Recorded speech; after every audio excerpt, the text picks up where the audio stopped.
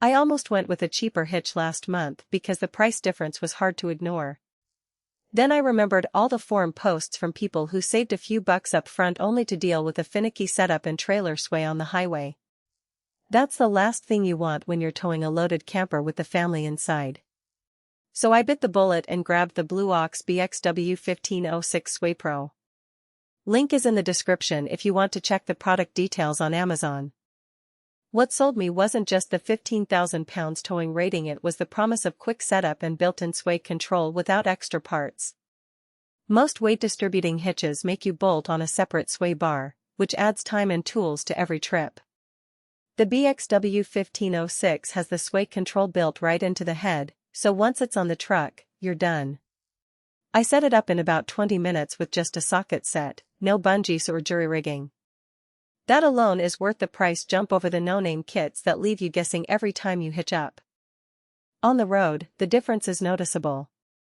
My old setup would drift into the next lane if I hit a crosswind, and I'd be white-knuckling the wheel until the gust passed. With the SwayPro, the trailer tracks straight behind the truck even when the wind picks up. I've towed a 3,000 pounds camper and a 5,000 pounds trailer with the same hitch, and neither one gave me that unsettling feeling of the rear end swinging out. The 11-hole shank gives you plenty of adjustment so you can dial in the height without stacking washers like you do with some competitors. The only real trade-off is the tongue weight requirement. Blue Ox says you need at least 10% of your trailer's weight on the hitch ball, and I've seen owners push it to 15%. If your trailer is super light or you're running a short tongue, you might not get enough leverage to engage the spring bars fully. That means less effective weight distribution and less sway control.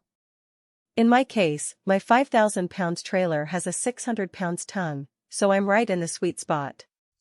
But if you're towing a small utility trailer that barely registers on the scale, this hitch is overkill and you'd be better off with a basic ball mount. Another thing to watch is the shank size. The BXW1506 uses an 11-hole shank, which is common, but not every truck's receiver is drilled for that exact spacing. I had to double-check my 2020 Silverado before ordering, and it lined up fine. Still, if you've got an older or aftermarket receiver, measure the hole pattern first. A quick Google search for your truck's towing setup usually turns up the right diagram. Where this hitch really shines is the daily grind of towing. I use it for weekend camping trips and the occasional furniture delivery when I'm helping a friend move.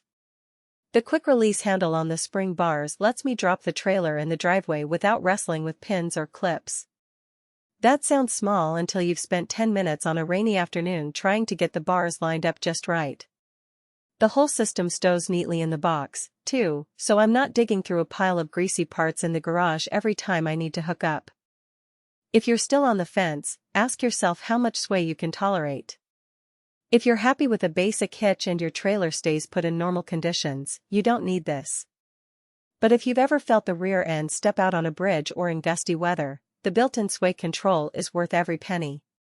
It's one less thing to worry about when you're already focused on traffic and road conditions. I've put about 3,000 miles on the BXW1506 so far, and it's held up without any rattles or loose bolts. The only maintenance I do is greasing the ball and shank every few trips and checking the cotter pins. That's about as low maintenance as a weight distributing hitch gets. If you're in the market for a hitch that actually makes towing safer instead of just meeting the minimum specs, this is the one to grab. Check the link in the description to see the latest price and confirm it fits your truck and trailer.